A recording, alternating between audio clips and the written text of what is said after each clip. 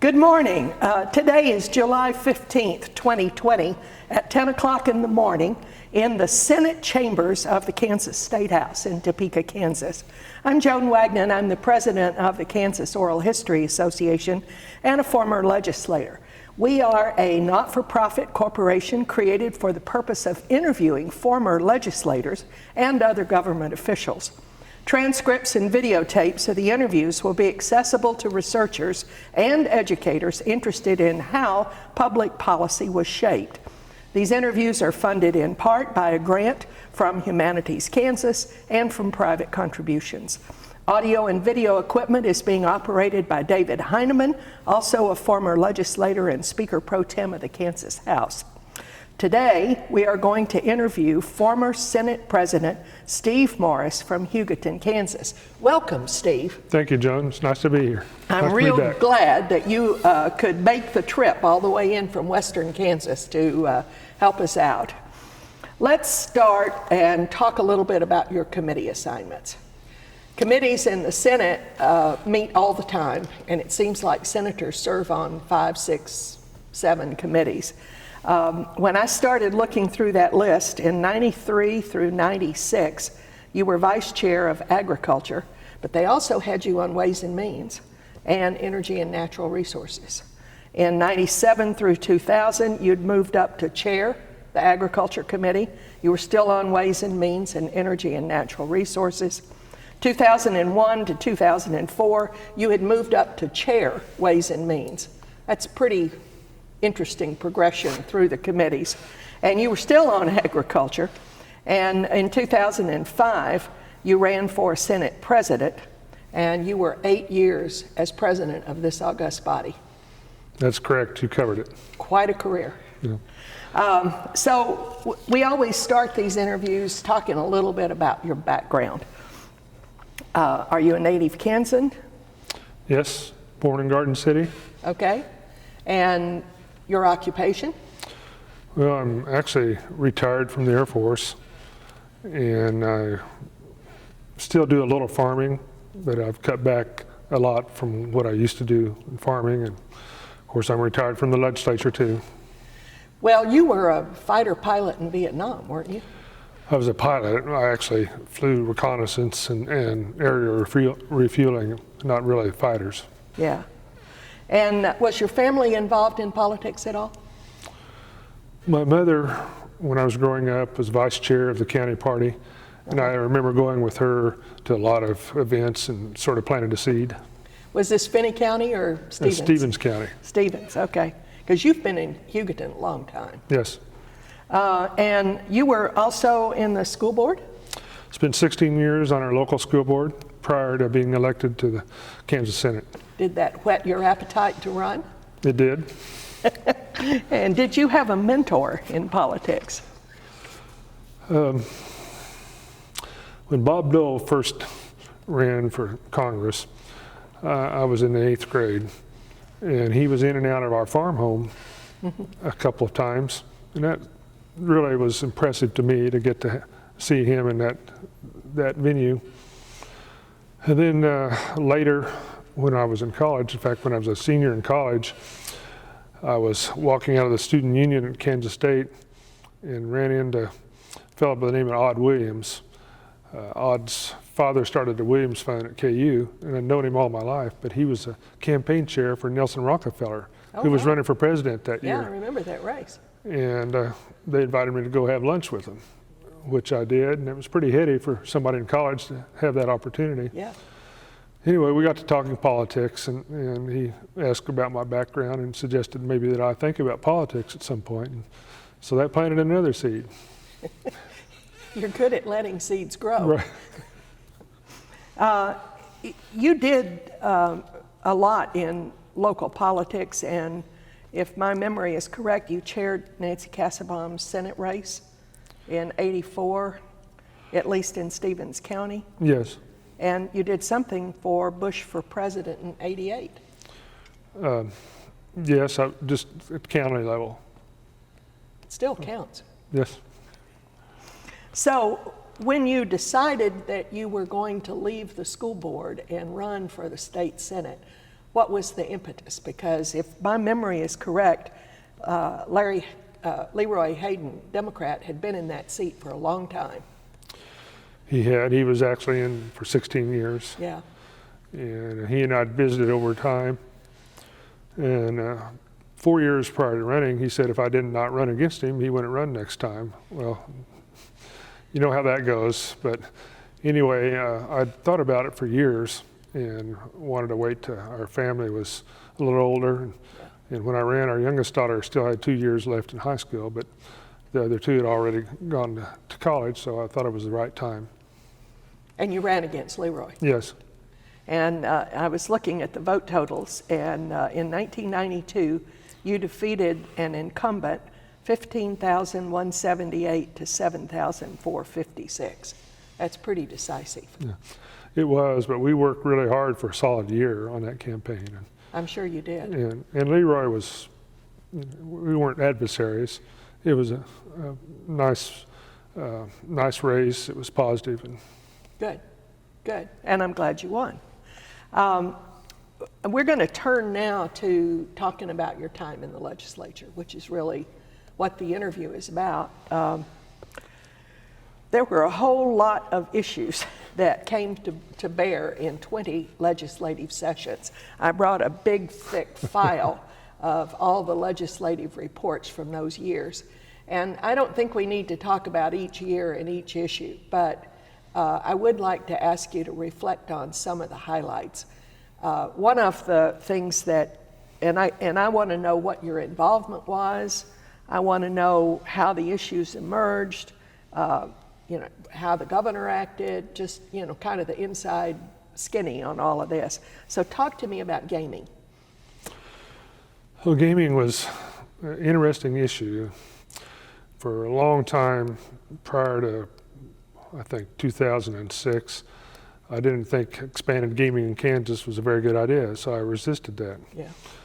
But when you looked at what was happening around us, the states of Oklahoma and Missouri, Nebraska, and Colorado, there's a lot of gaming opportunities for our citizens. And we also had 4 Indian casinos in Kansas that the state was getting 0 from those 4 casinos. Oklahoma has more casinos than any other state except Nevada. Yeah, Nebraska didn't have any casinos, but there was one at Council Bluffs, which was very close. Of course, Colorado and Kansas City both had casinos. And I represented Garden City at the time, and at the Garden City Airport, there was a specific area for casino players to park.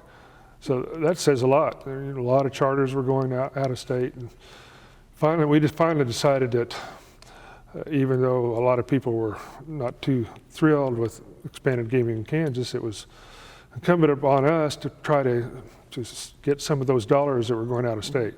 So that was the reason that we started down that path, and it wasn't easy. In 2006, we developed a bill that was pretty comprehensive, but we didn't have the votes in the Senate to pass it.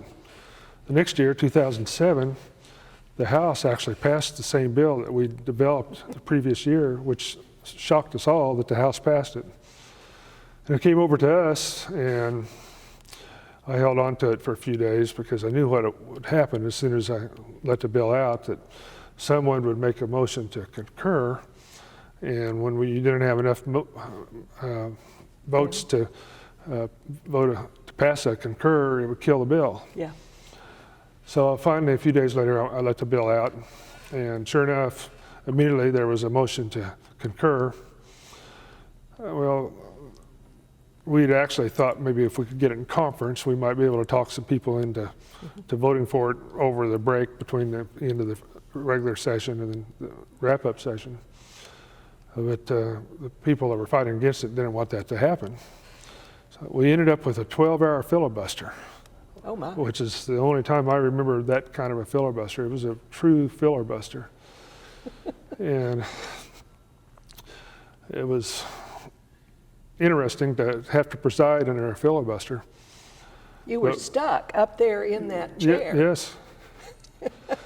But eventually, we had a couple of our votes, a couple of senators that had been no votes on this, were so upset at the high-handed way that the opposition handled this that they decided to change their votes.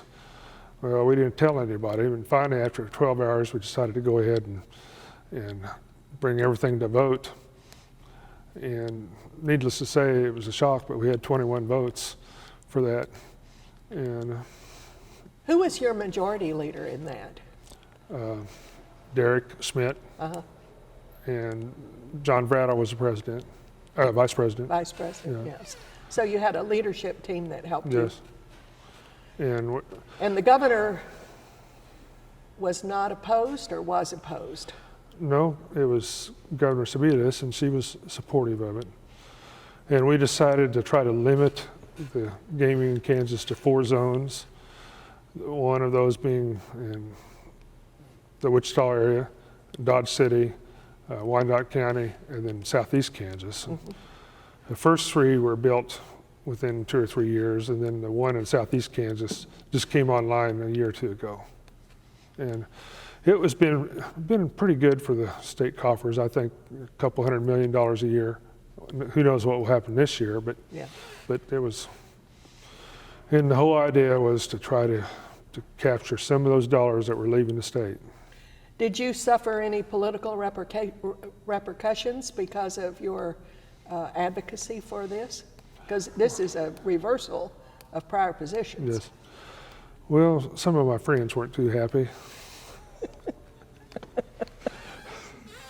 You're looking at David. Yes. But otherwise, it worked out all right. Okay. In another one that keeps coming through loud and strong towards the end of your Senate presidency were coal-fired plants. Were you involved in that? Yes. Because that was or was not in your district? It was. It was. The issue was that Sunflower Electric, who owns a current plant in Holcomb, Kansas, a coal-fired power plant, and one of the cleanest plants as far as coal is concerned in the country, and they wanted to expand. At that time, natural gas was extremely high, maybe $10 or $12 an MCF, and it really wasn't economically feasible to put a gas plant in there. And so they developed a strategy to add a second plant at Holcomb. And it was going to be significantly cleaner than the already clean plant that was based in Holcomb. They went through all the licensing process, health and environment, and ultimately we had a vote on it, and we voted to approve it. And the governor at the time was not in favor of it, vetoed it, and I think we ended up with a second vote, and she also vetoed that. And that was a number of years ago, and recently Sunflower has decided not to pursue that, but in the intervening years, the price of gas has gone down significantly, probably $2, sometimes less than $2 an MCF versus 10 to 12 back then. And so there probably will be no longer a second coal plant in Holcomb. Yeah. You served on Energy and Natural Resources for most of that time. Was that a helpful committee assignment when you attacked issues like the coal-fired plant? Well, it was, and of course, representing the Hugoton field, which at the time was one of the largest natural gas fields in the world. Yeah. And so that was natural for me to serve on that committee.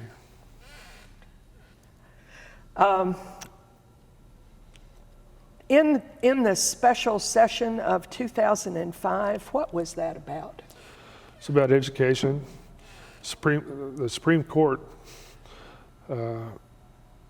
basically ordered us to do more for education. And this was after the legislative session was over in 2005. And Governor Sebelius decided we should come back for a special session to address this. And she visited with leadership, and indicated that she thought it was a good idea to plan ahead for that special session. And I thought it was a good idea too. So I actually had the Senate Ways and Means Committee and the Senate Education Committee both come back and develop legislation that we could pass the early part of the session. The House had a number of members at that time that wanted to defy the court, and so they did no planning. And we entered a special session. And by the way, that special session was held in an old Supreme Court room, which was very tight to have the whole Senate in there plus visitors. It's the first time major legislation had ever been passed outside of the Senate chamber, but this Senate chamber was being remodeled at the time. Oh, of course it was, yeah. But anyway, the first day of the session, we passed the legislation that was necessary to satisfy the court. And 12 days later, the House finally came around and passed the same legislation. Who was the Speaker in the House? Doug Mays. So, Can you talk a little bit about the back and forth between the House and the Senate? If you said they're dragging their feet, you're pushing forward, being very methodical about how to plan, and you're working with the governor. yeah. Talk a little bit about how that worked. Well, then the Senate, the majority of the Senate was composed of moderate Republicans and Democrats. And of course, we had a number of very conservative senators, but the majority of the House were very conservative folks. And I remember the exact split between Democrats and Republicans there, but the majority of the Republicans were very conservative, and sometimes their view of things differed from our view of what needed to be done. You're smiling. That's putting it mildly, isn't it? Yes. I think one of the things that comes out when you read through the clips and read through all of the news articles and things, it is the growing sentiment on the part of the conservatives that government needed to change quite a lot, and moderate Republicans and Democrats didn't particularly agree with that. So that decade where you served as Senate President was fraught with those kind of issues, wasn't it? Yes, it was. And it made things difficult at times. I'm sure it did. We actually, through my tenure, majority of the Senate were moderate Republicans and Democrats, so that made it feasible to actually accomplish things. But as we talked a few minutes ago, sometimes we were loggerheads with the House and had to work around that. Yeah. Transportation was a huge issue. It dogged Governor Hayden through his term as governor, but we finally got a plan.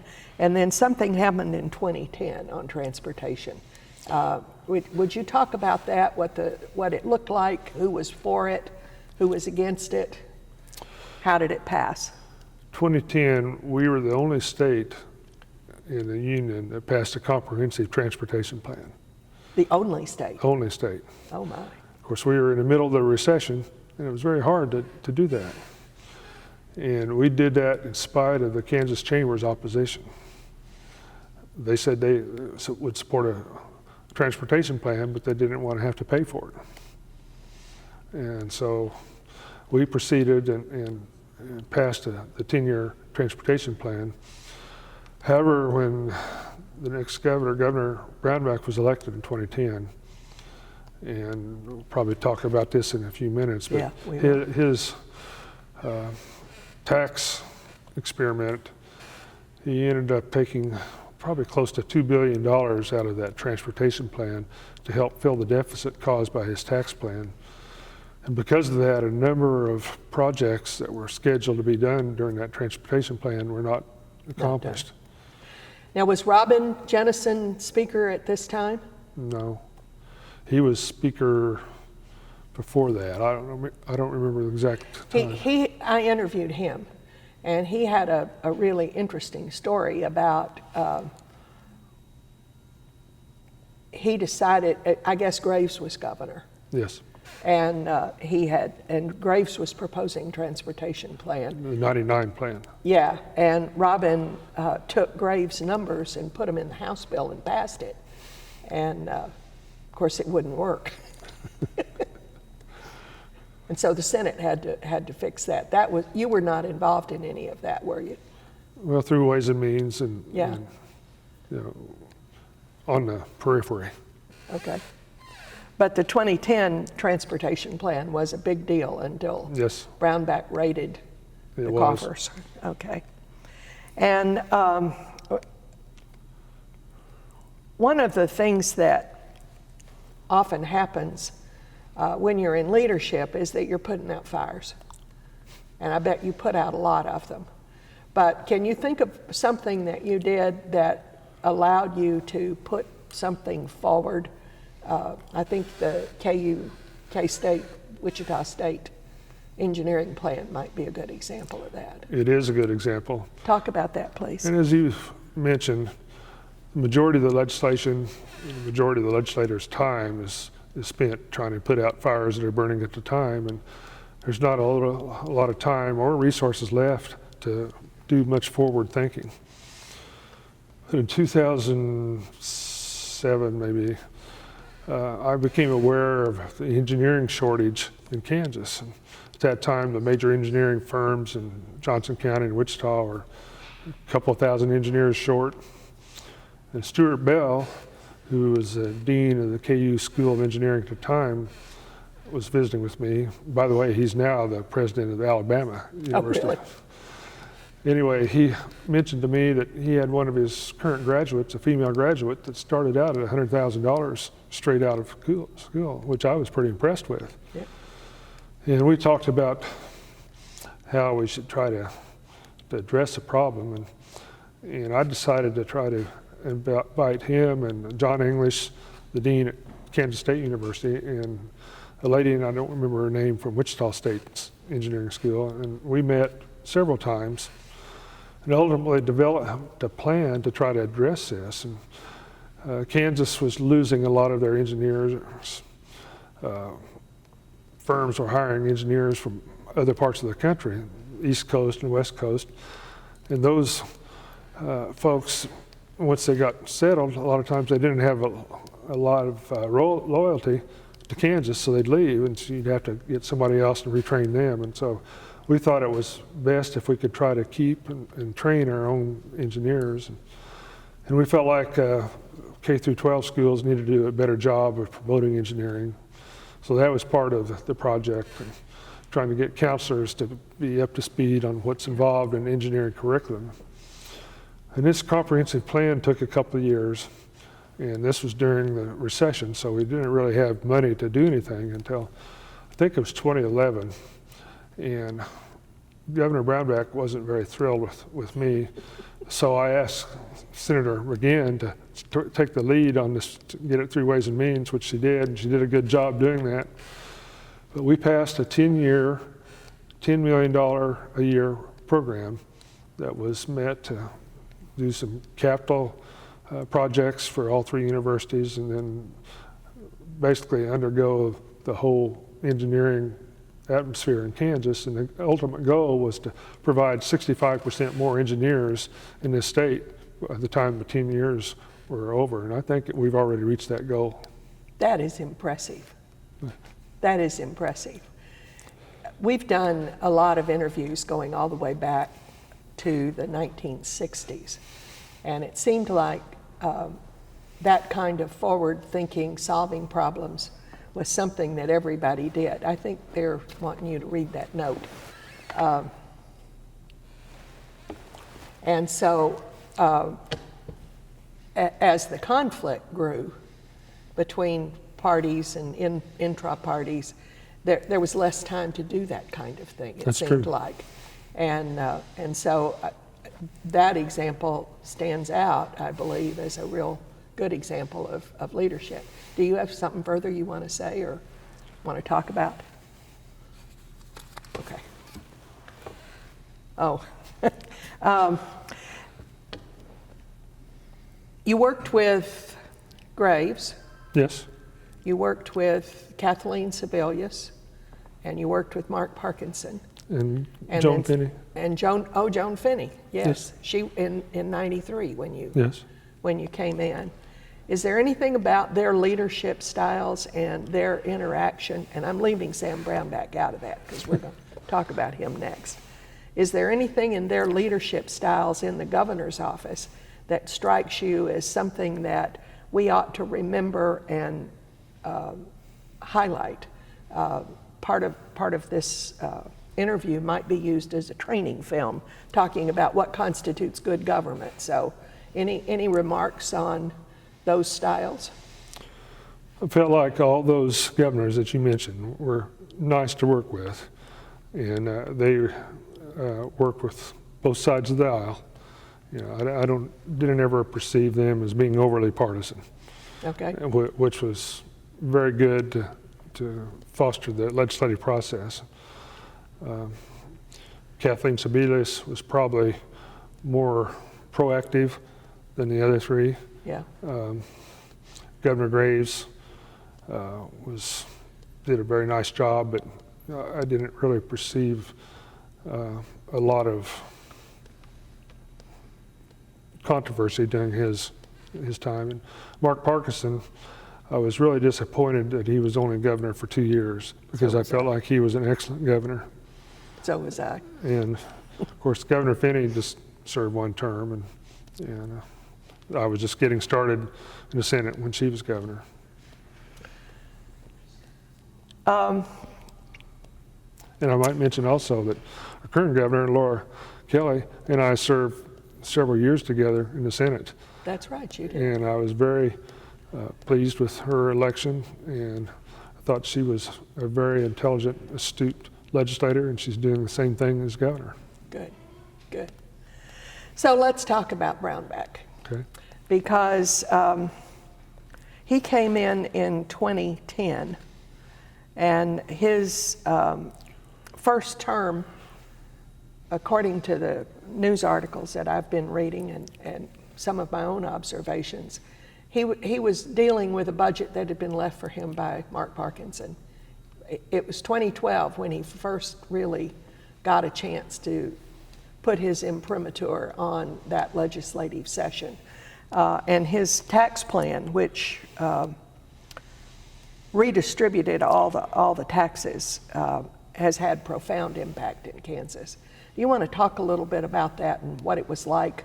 Because you were president of the Senate, and you were ostensibly, as a member of his party, willing to help him get his plan through. Sort of. Sort of. It was quite It had to be tough. Yes, it was quite a saga. As you mentioned, Governor Brownback was elected in 10 and started his term in 2011. And we were still in the midst of a recession. Yeah. And money was extremely tight. In 2012, we were just starting to see the end of the tunnel, light at the end of the tunnel, and revenue was hopefully coming back to somewhat of a normal level. However, in January of 2012, when Governor Brownback delivered his State of the State message, he indicated that he wanted to start down the path of doing away with income tax.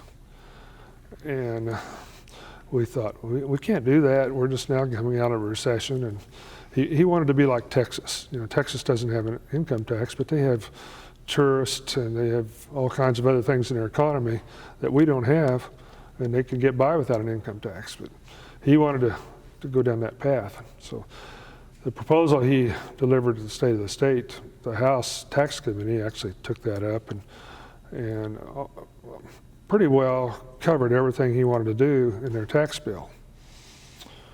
The tax bill came to the Senate, and I need to say that in 2008, when we had our committee selections, we didn't have enough moderate Republicans to chair all the major committees.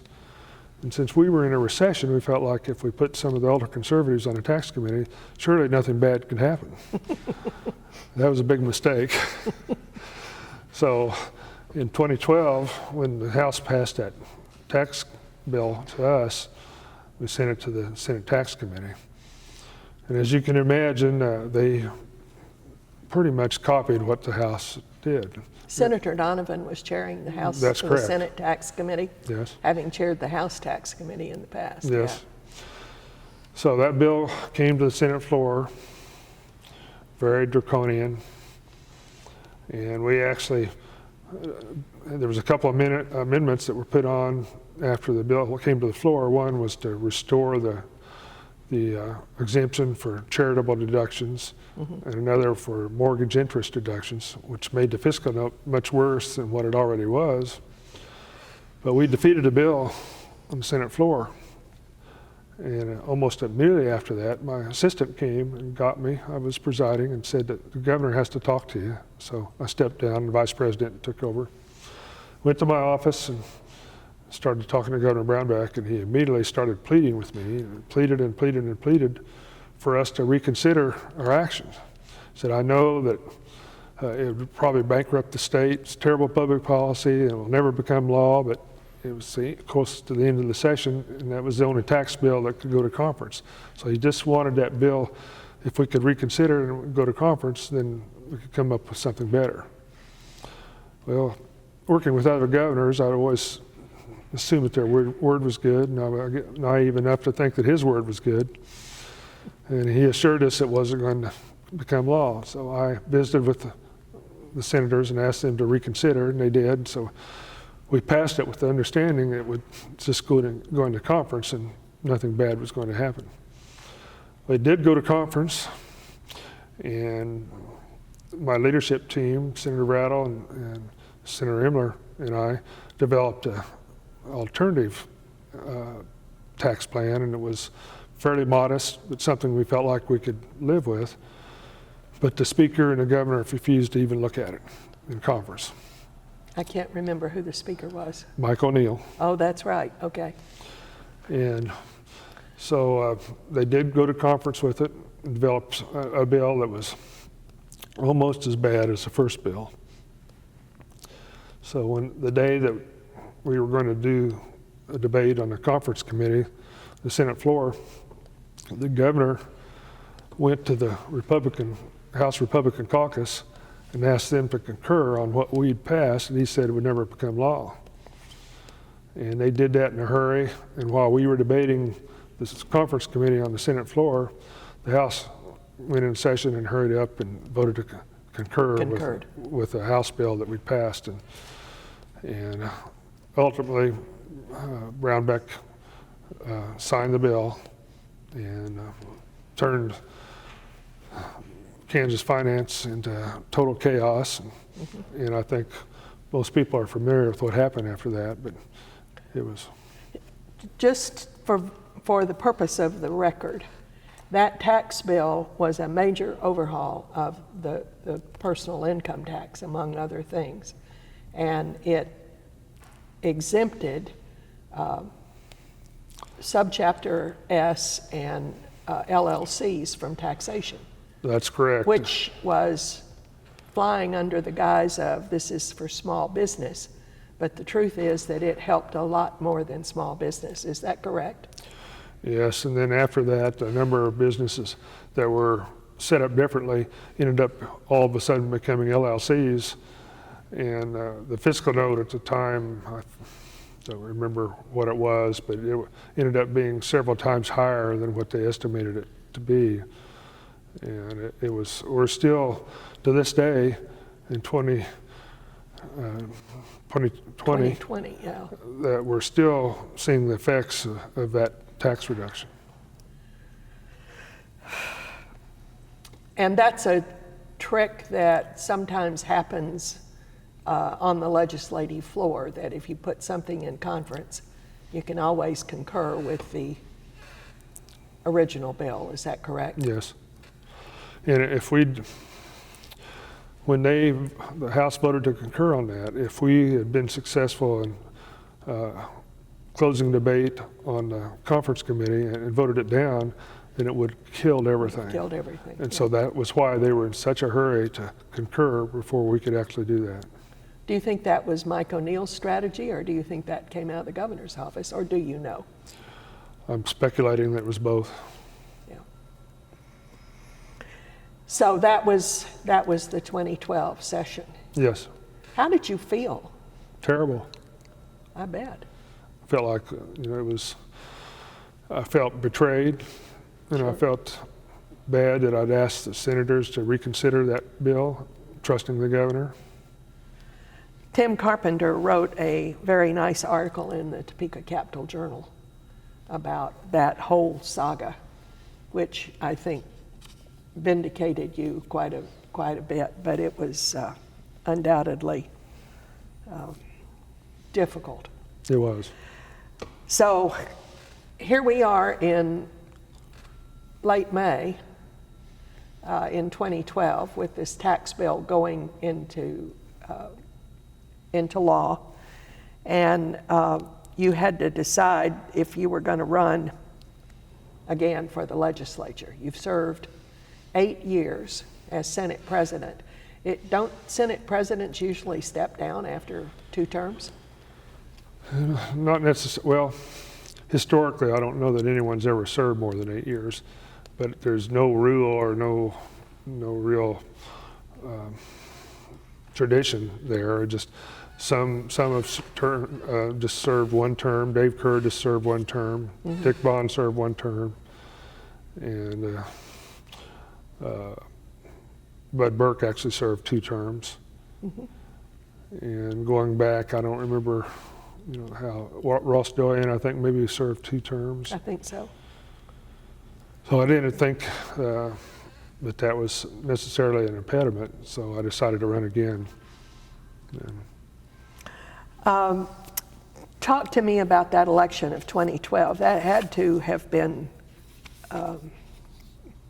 very different than what you had experienced in previous elections. It was different. We had 21 races that we were monitoring, and a couple of weeks before the election, the polls were showing everyone was in good shape. But about that time, the Kansas Chamber and Americans for Prosperity and others started sending out very negative postcards. I think the average was like 40 or 45 postcards in that 2-week time. Goodness. And all of them were, misleading at best. And most of the time they were just flat out lies. But people weren't used to getting that kind of election material. And when you see that over and over and over again, it starts to make an effect. And so we lost 16 out of those 21 races, all moderate Republicans. And it was devastating. Was this the first time that you saw large-scale intervention into races in primaries? I mean, there had been negative campaigning between Republicans and Democrats for a long time, but this was against Republicans in a Republican primary, right? It was. The election prior to that, in 2010, there was some of that went on in Republican primaries, but the moderates prevailed that time because they didn't have quite as much to deal with as what we had in 2012. But it was sort of set a bad precedent for elections in Kansas. It certainly did. I pulled this quote out of some publication, probably Wikipedia, which is the font of all knowledge. 7 or 8 moderate state Senate Republicans, including Steve Morris, were targeted by the Koch brothers, defeated in the 2012 Republican primary, giving incumbent Governor Sam Brownback the margin he needed to restructure state taxation, exempting S-filers such as Koch Industries from income taxes. Morris lost to Larry Powell, 5106 to 4737 on August 7, 2012. That's not exactly correct because that bill passed before that, right? Yes. Yeah. The following year, in 2013, they actually made it worse. Okay. The legislature did. I mean, Okay. The reduction in taxes were continued only on a larger scale. if I recall, it was the glide path to zero that the Yes. Brownback was pushing. Is that correct? That's correct. Okay, enough of that. Let's talk a little bit about leadership. Some would say that the most important job of the Speaker and Senate President is to close down the legislative session. The 2002 session went for 107 days. The 2012 session went 100 days. Do you remember why those sessions were going so long? I'm a little fuzzy on 2002. 2012, the main reason was redistricting. Okay. Can Yeah. you talk a little about that? Yes. Redistricting occurs every 10 years. And there's a reason that Kansas did it in 2012 instead of 2011 after the census. And I don't remember what that reason is. Something to do with the military voting. I think that's correct. But anyway, prior to the 2012 session, the Speaker, Michael Neal, and myself had an agreement that we would honor the House passed map and they would honor the Senate passed map. The House passed their map and we passed it, but the House decided that they were going to redo our map to their liking. And this went on and on and on. And the gist of the fight was that the very conservative legislators and the governor wanted districts that were gerrymandered to benefit the ultra-conservative Republicans, yeah, and would hinder the re-election of moderate Republicans and Democrats. And every map that the House drew did that. Of course, we didn't want any part of that. And I went to the governor one day and said, you know, this is hurting our Republicans, our moderate Republicans. And he said, well, I want to hurt the Democrats too. And so we fought. Senator Emler, Jay Emler, was the majority leader at the time, spent days and days and days working on maps to try to come up with a solution. Ultimately, we decided to adjourn the session because we knew that the courts were going to have to do this. And later that summer, the Kansas Supreme Court drew the maps themselves with help from legislative research. Yeah. They drew the House map and the Senate map. But that was a major reason why that session lasted so long. And when they put those maps in place, there were only a few days before the filing deadline, is my recollection. Well, it was after the filing deadline. Was it after the filing deadline? Yes. Okay. And that was another reason Brownback wanted rid of me. Yeah. Because I You resisted. had filed. What? You had filed. Yes, and he didn't like it that I'd resisted his map idea. Sure. Okay, well that was interesting. Can you think of any other times when you had a hard time closing down the session? Well, in 2001 or two, maybe. That's probably two. I remember why it lasted so long, because we just started the recession after 9/11. Yeah, of course. And money was extremely tight, and we had to scrounge for every penny that we could come up with. There were a lot of things that we had to do that we weren't too crazy about. We had to raise taxes on tobacco and other things. We actually changed the date to pay the second part of property tax from June the 20th to May the 10th. Yeah. A number of things that we worked and worked and worked in order to come up with a balanced budget. And I think that was the primary reason why we had to extend the session. Dave Kerr was president at that time, and I was chair of Ways and Means. Very difficult time to be chair of Ways and Means. It certainly was. Senate presidents have to work with House speakers, Democrat leaders, and others. Who do you remember having a particularly good style to work with? And I'm not as much interested in who it was as what the style was like. You know, what makes it easy to work across the aisle or work across the chamber? Well, I remember, I will You name can a call. name. Yeah, that's okay. Anthony Hensley Yeah. has been the majority leader, minority leader since since Jerry Carr left the Senate, and I don't remember what year that was, but for a number of years. And he was easy to work with, and he was, I remember he and I would get together and talk strategy, and I think that was one of the keys to being able to get things done when the minority leader and the Senate president worked together.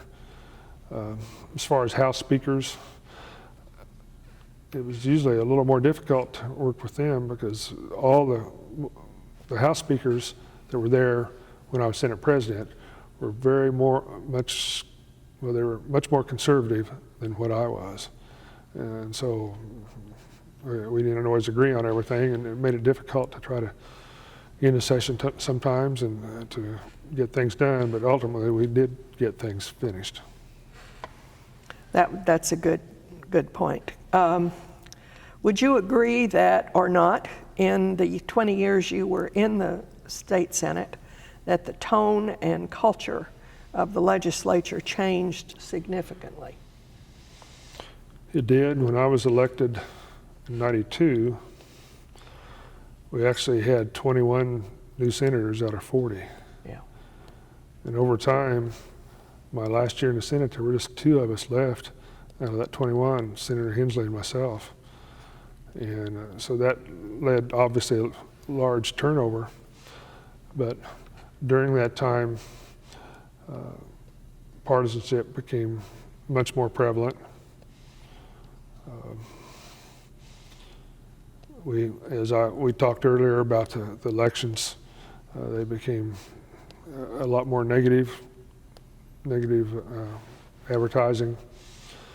So it has changed, and I think now it's gone from people getting together, Democrats and Republicans, and going to dinner and having nice conversations to maybe actually considering those people enemies from each other, which is really too bad because it's not what people want, it's not what should happen. I want to pick up on that last sentence you just said. It's not what people want, and it's not what should happen. Kansans are perhaps conservative by nature. Yes. But the brand of conservatism that seems to be getting elected, is that representative of what you thought your constituents wanted? I don't believe it is. As everyone knows, Kansas is a highly Republican state. And a number of the voters, when they're Republican and they see a Republican voting or running, they think, well, they're Republican and the person running is Republican, so everything should be okay. And I don't think that they spend enough time really analyzing that person that's running, what their belief is and how they would perform in the legislature. And so sometimes I think that's why we get people that are out of step with the majority of Kansans, because Kansas, as you said, Kansas are conservative, but they're not crazy conservative. And I think that's what's happened to a number of the people in the legislature. They're crazy conservatives. There have been a number of theories put forth about why there's that kind of conservative, social conservative, crazy conservative, whatever you want to call them, why they keep getting elected. Are they just better at running races? Are they more willing to take extreme stands? I mean, have you developed any theories on that? I'm not trying to lead you, I'm just trying to get you to think about why that might have happened. I think the people that follow them and their political beliefs are more dedicated, and they get out and work, and they have more of a long-range plan than a lot of the more moderate Republicans and Democrats, and they're looking at the longer term and thinking that eventually they can take control, as they have, of the legislature and start down the path of starving government to death and basically making government smaller. In your view, when those efforts have been brought forward, have they worked? I don't think they have. As I mentioned earlier, we're still seeing some effects of the Brownback tax experiment. Because that was his philosophy. Yes. For instance, the Department of Commerce, when the current governor took over, they had 40% less in their budget than what they did when I was in the legislature. I think a lot of people are familiar with what's happening with foster care. There's been a lot of publicity in recent days about a settlement on that to try to get that straightened out, but that was another direct result of major loss of revenue in that system. And we mentioned the highway program, to where multiple projects that were scheduled to be completed between 2010 and 2020 were not accomplished because of the loss of revenue. And being from a rural area, we depend on good highways. We crisscross the state, and that's key to economic development for our state, to have a good set of public highways. We have the 4th largest number of miles of highways of any state in the union. And we drive on all of them. That's right. Now that you've left the legislature, you haven't been exactly out of politics. You served, I think, at the end of your term as president of NCSL. Yes, the last 2 years of my Senate term, I was also president of the National Conference of State Legislators. Yeah. What was that like? That was really an honor to be able to do that, to be able to be the president of a 7,400 legislator organization. That's how many total legislators are actually part of NCSL. And it was just thrilling to do that. And in recent years, when the NCSL has their annual meetings, they've invited past presidents to come back and participate in their annual meetings. And we've done that, and we've enjoyed that.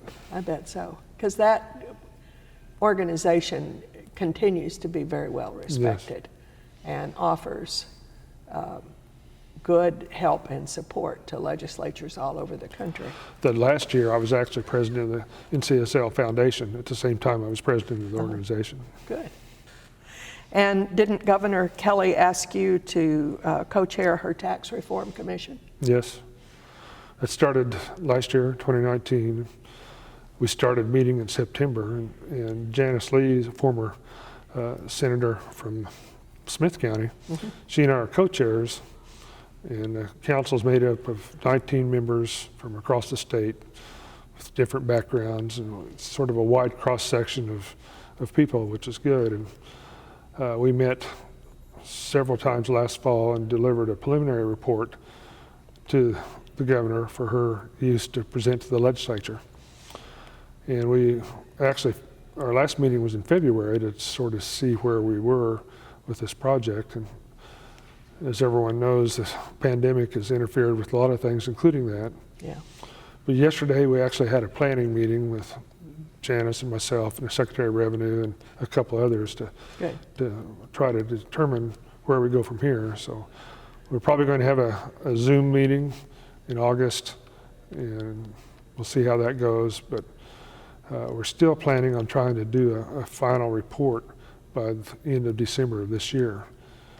We'll see what happens with the pandemic, but we have a lot of work to do. Yesterday's discussion identified a lot of options that we should present to the governor, and strategy that we need to look at to keep the state on a strong financial footing. I was glad to see that report. The preliminary report included going back to the three-legged stool concept, where we have a balance between income, sales, and property taxes. That formula has kept Kansas stable for 75 years.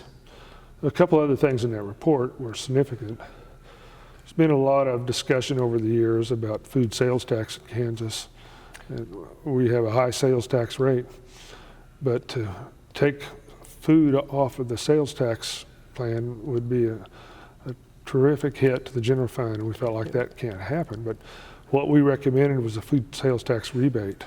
which is what we used to have Yes, until Brownback until destroyed. Brownback got rid of it. And so that was one of the recommendations. We also recommended that online shopping. Good. We're collecting money from online companies, but online companies that actually, such as Amazon, that handle third-party products, they don't collect sales tax from them. And that's a significant amount of money. And one of our recommendations was that we actually put the third-party facilitators in law so that we could collect that tax too. It's a fairness issue.